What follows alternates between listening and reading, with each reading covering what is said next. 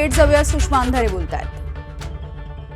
कोल्ह्याचे कानबिन सापडले म्हणून काही कुणी लोक कोल्ह्याचं रक्त विक्त लावून पूजा करत नव्हतं ना, अंगाला रक्त वगैरे लावून पूजा करणे असले काही अघोरी प्रकार तर होत नव्हते ना.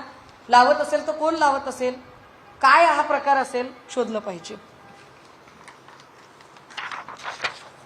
फोटो MIDC मध्ये कुठला तरी प्रोजेक्ट पूर्ण झाल्याचा आनंद आहे आणि केसरकर अत्यंत अदबीने उभे आहेत, बाजूला चाकणकर आहेत आणि खरात आहेत आणि अख्खा MIDCचा स्टाफ आहे. शालेय शिक्षण मंत्र्यांच्या सोबत अख्खा MIDCचा स्टाफ आणि सोबत चाकणकर, आणि या तिघांचाही या खात्याशी काहीच संबंध नाही. याच्याशी म्हणजे इथे जर उदय सामंतांचा फोटो असता तर मी समजू शकले असते की उदय सामंत MIDCशी संबंधित आहेत. ह्यांचा काय संबंध आहे या सगळ्यांशी? का आले होते ही लोक इकडे? म्हणजे हे सगळे फोटो बघता मला आश्चर्य वाटतंय. हे गोडसे, हे सगळे लोक, मी नुसत्या फोटोवरून बोलणार नाही. फोटो दाखवायला तर मी कोणाचीही दाखवू शकते हो. फोटोचं काय असते त्याच्यामध्ये? अमित शहाचा फोटो आहे, अमित शहाचा पण फोटो आहे ना, पण अमित शहाचा फोटो खरात सोबत आहे म्हणजे अमित शहा गुन्हेगार आहेत असं थोडीच होतं. फोटोंवरून मी म्हणत नाहीये, पण जेव्हा फ्रिक्वेंटली फोटो सापडतात आणि वेगवेगळ्या ठिकाणचे फोटो सापडतात तेव्हा मात्र काही प्रश्न निर्माण होतात. जे प्रश्न आम्ही आता SITला समोर मांडलेले आहेत. SIT समोर इनपुट देताना जे काही त्यांच्याकडून जी काही माहिती, त्यावर मी काहीच भाष्य करणार नाही. पण मला जे मांडायचं होतं त्याच्यामध्ये मला नाशिकच्या काही पोलीस अधिकाऱ्यांबद्दल त्यांच्याशी बोलायचं होतं. होय, नाशिक जिल्ह्यातले काही पोलीस अधिकारी जे त्याच्या भक्तांच्या रांगेत उभे होते आणि ज्यांनी 1.5-2 वर्षांपासून हा गुन्हा नोंद होऊ दिला नाही, किंबहुना तो गुन्हा घेतला नाही, अशा काही अधिकाऱ्यांच्या बद्दल मी SITशी बोललीये. आणि मला त्याच्यावरती फार वेगळं भाष्य करायची गरज नाही, कारण माझी अडचण अशी आहे, व्यक्ती बदनाम झाली तरी चालते पण संस्था बदनाम होता कामा नये. सो डिपार्टमेंटला कुठल्याही पद्धतीने डाग लागता कामा नये. पण डिपार्टमेंटमधले काही लोक जर चुकून माकून हा गुन्हा नोंदवून घेण्यासाठी टाळाटाळ करत असतील आणि त्याची कारणं ही असतील की ते खरातचे भक्त होते, तर ते इनपुट्स दिले गेले पाहिजेत, म्हणून ते इनपुट दिलेले आहेत. आम्ही अत्यंत स्वच्छपणे दीपक केसरकर आणि चाकणकर या दोघांचेही कॉल रेकॉर्ड तपासले जावेत अशी मागणी केली आहे. या दोघांचेही आर्थिक स्रोत तपासले जावेत याची मागणी आधी होती. याच्यानंतर मी CM साहेबांना भेटेल, मी EOWच्या ऑफिसला जाईल, मी त्यांच्यासमोर मांडेल. मी EOWच्या ऑफिसमध्ये जाण्याचं अजून एक कारण आपल्याला आत्ताच सांगितलं पाहिजे. ॲक्च्युली तो पेपर माझ्याकडे अजूनही त्याची प्रिंट आली नाही म्हणून मला दाखवता येत नाही आहे पेपर. पण निलेश चाकणकर यांच्याकडून त्यांची आणि चौधरी नावाच्या व्यक्तीची कोकणामध्ये एका कंपनीत भागीदारी. कोण आहे ते चौधरी? तर चौधरी हे तटकरेंच्या सोबत अनेक कंपन्यांमध्ये आहेत. If A is equal to B, B is equal to C, it means that A is equal to C. तटकरेंच्या अनेक व्यवहारांमध्ये जर चौधरी आहेत आणि चौधरीच्या सोबत चाकणकरची भागीदारी आहे, काय संबंध आहे? मला जी काही माहिती होती त्यातले अनेक नावं आहेत, खूप सारी नावं आहेत. म्हणजे दीपक लोंढेला ताब्यात घेतलं असेल, पण दीपक लोंढे असेल, उदय सांगले असेल, कितीतरी नावं आहेत अशी की ज्या नावांचा मला वाटतं की या लोकांची चौकशी झाली पाहिजे. देशमुख नावाचा जो ओझरचा माणूस आहे त्याची चौकशी झाली पाहिजे. त्याची कारण प्रॉपर्टी खरातने स्वतःच्याच नावावर ठेवली असेल असं काही नाही. निलेश चाकणकर आणि चौधरी यांचा जो प्रोजेक्ट आहे तो 450 ते 500 CRचा प्रोजेक्ट आहे. 450-500 CRचा प्रोजेक्ट उभं राहण्या इतकी आर्थिक कुवत येते कुठून? त्याच्यावर त्यांनी काय तो तपास करावा. त्याचे पेपर्स त्यांना हवे असतील ते पेपर्स मी त्यांना पाठवलेत. अजून काही पेपर्स पाठवायचे तर आम्ही पाठवू. आम्हाला जेवढं शक्य आहे तेवढं आम्ही करू. परंतु ही सगळी जी कॉन्स्पिरसी आहे त्यावरती एकदा बोललं पाहिजे.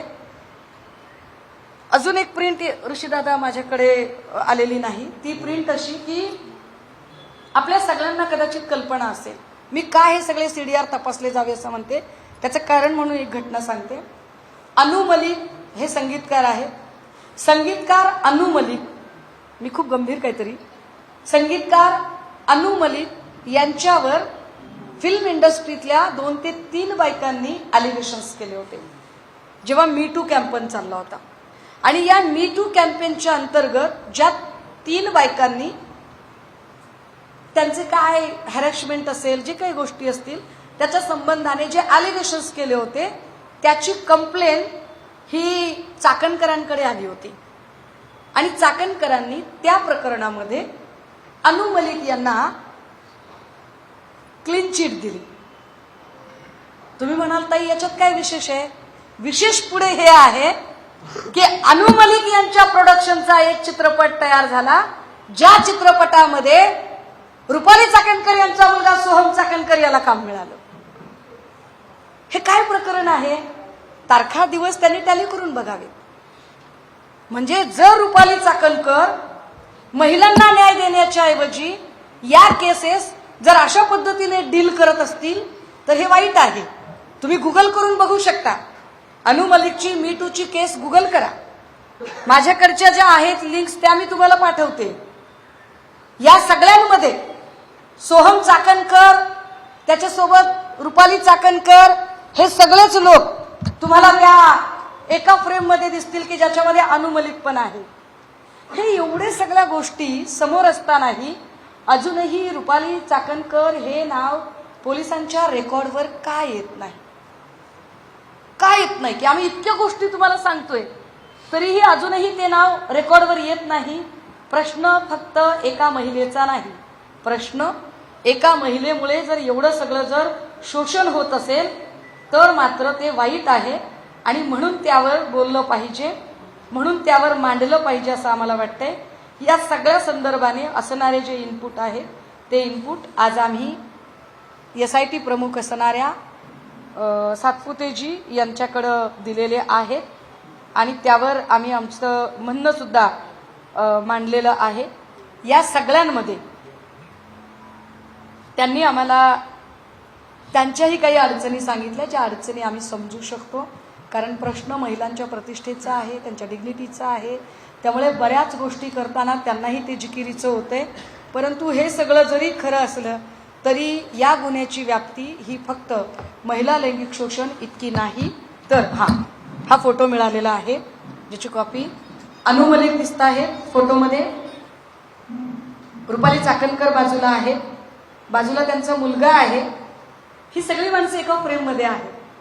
हे फार विशेष आहे, हे गंभीर आहे की ज्या माणसावर मी टू कॅम्पेन अंतर्गत एवढे गंभीर अलिगेशन्स झालेले होते, आरोप झालेले होते, त्या माणसाला क्लीन चिट चाकणकर देतात आणि चाकणकरांचा मुलगा त्याच्या फिल्ममध्ये असतो. काल ज्या बाईंनी मातोश्रीवर शिंतोडे उडवायचा प्रयत्न केला, मी त्यांचंही संशोधन अशा पद्धतीने करेन, खूप खोलवर करेन. फक्त आम्हाला वाईट याचं वाटतं की या सगळ्यांमध्ये राजकारण न आणता त्या महिलांना न्याय मिळाला पाहिजे. तो न्याय मिळण्यासाठी आम्ही धडपड करत आहोत आणि तो न्याय देण्यासाठी म्हणून आमचा प्रयत्न असेल.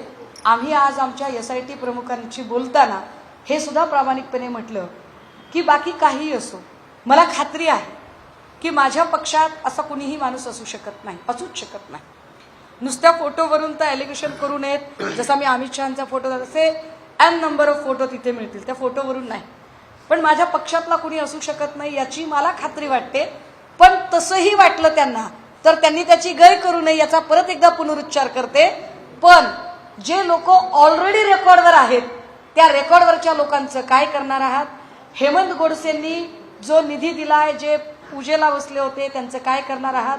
दीपक केसरकर जे वारंवार फ्रिक्वेंटली दिसत आहेत, त्यांचे आणि खरातांचे काय काय आर्थिक व्यवहार झाले, त्याचं काय होणार आहे?